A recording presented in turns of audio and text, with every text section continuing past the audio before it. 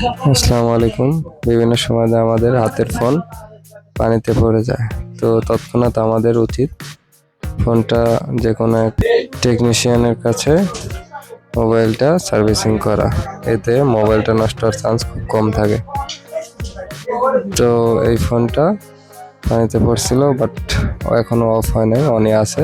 কাস্টমারটি সচেতন, তাই ফোনটি নিয়ে আসছে। তো আমরা ফোনটি ভালোভাবে হিট দিয়ে ওকে করে দেব।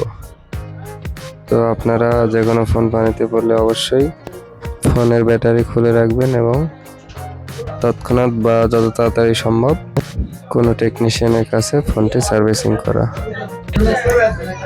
ভিডিওটি ভালো লাগলে অবশ্যই আমাদের চ্যানেলটি সাবস্ক্রাইব করবেন, লাইক, কমেন্ট, শেয়ার করবেন এবং যারা ফেসবুক পেজ থেকে দেখছেন তারা অবশ্যই পেজটি ফলো দিয়ে পাশেই থাকবেন।